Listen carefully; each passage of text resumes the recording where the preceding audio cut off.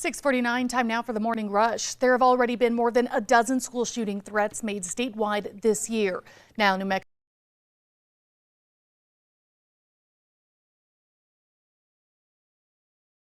shooting threats from a misdemeanor to a fourth-degree felony. If passed, the bill could go into effect in July. Albuquerque police are continuing to investigate a homicide in the foothills. Last night, officers were called out to the area near Larchmont Drive, east of Tramway and north of Montgomery Boulevard. It's where officers found a man dead who had been shot. We will continue to update you both on air and online. Albuquerque Crime Stoppers is asking for help finding a suspect in a recent robbery at UNM. They say an unknown man broke into the Student Residence Center through a window around 6 o'clock last Friday morning. Anyone who may know who this suspect is asked to call Crime Stoppers at 842-STOP. Ryan. And we are going to be warming up throughout the day, not as much as yesterday. A cooler start out there, starting off in the high 30s, low 40s in Albuquerque. 44 right now, dropping close to the 40-degree mark at the Sunport. Warming up eventually in the mid to upper 50s, mostly sunny, less windy today, but will be even colder tomorrow, followed by a brief warm-up after that. Well, parking plans for former President Donald Trump's upcoming rally are now up in the air. The Trump campaign told rallygoers to park at his Letta Amphitheater's parking lot after securing an agreement with Live Nation. The state's public land office, which owns the property, sent a copy of the lease agreement with Live Nation, saying that it does not have the right to contract the lot for events that are not held at the amphitheater. Officials are keeping a close eye on a growing fire burning near the Salt and South Fork burn scars. The Blue Front fire had burned around 270 acres near the Blue 2 South Fork burn scar since it began on Monday. That's 4 miles west of Alto and 9 miles northwest of Ruidoso. Right now, no communities or structures are in immediate danger, but the Bonito Lake area is on a ready status. Ryan. And we're going to be cooling off today compared to yesterday. Less windy, only some snow showers in the northern tier, maybe a couple sprinkles in the northeast highlands. A mostly sunny day. The coldest start of the season, not just for this morning, but especially for tomorrow morning and Halloween morning.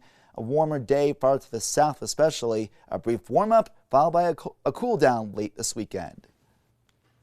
One business owner in Nob Hill is asking residents to support local. This month, three restaurants along Central are closing, including O'Neill's and Slice Parlor, located in the heart of Nob Hill. Hotel Zaz Chief Experience Officer Charmaine Doris says supporting local matters now more than ever.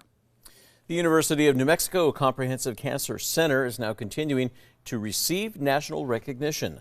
The university says its cancer center has been awarded a 3-year re-accreditation from the Commission on Cancer.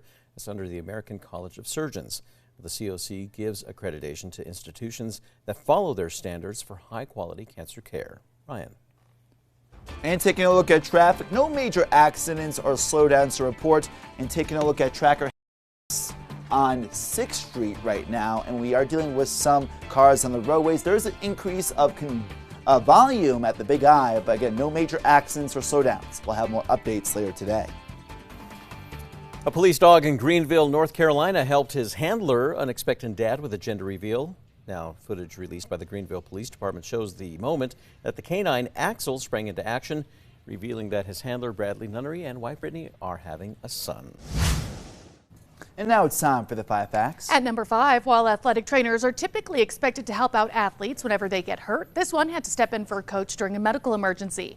On Saturday, October 19th, Enrique Ochoa stepped up when one of Volcano Vista High School JV soccer coaches went into cardiac arrest. Now Ochoa is suggesting everyone get CPR certified. At number 4 this morning, Albuquerque Crime Stoppers, they are asking for your help finding a suspect in a recent robbery at UNM. They say an unknown man broke into the Student Residence Center through a window around 6 last Friday morning, took a set of keys, several UNM credit cards, and a blue Kia Soul from the parking lot. Anyone who knows where the suspect is asked to call Crime Stoppers at 843-STOP. And at number 3, the coldest start this season in Albuquerque, 39 right now, and one of the lowest high temperatures so far this season in the mid to upper 50s today. Mostly dry, but even colder come Halloween morning and warmer to the south. At number 2 this morning, APD is investigating a homicide in the foothills. Officers were called out near Larchmont Drive, east of Tramway and north of Montgomery yesterday evening. Now that's where they found a man who had been shot and died. We will continue to update you. And at number 1, there have already been more than a dozen school shooting threats made statewide this year. Now, New Mexico's Attorney General is proposing harsher penalties for the crime. Raul Torres is calling the change a bipartisan effort that would upgrade shooting threats from a misdemeanor to a fourth-degree felony, which would allow police to more easily use search warrants and better track the crimes on a juvenile's record compared to misdemeanors. Representative Joy Garrett, who plans to introduce the bill in the 60-day legislative session starting in January. If lawmakers pass it, it could go into effect in July.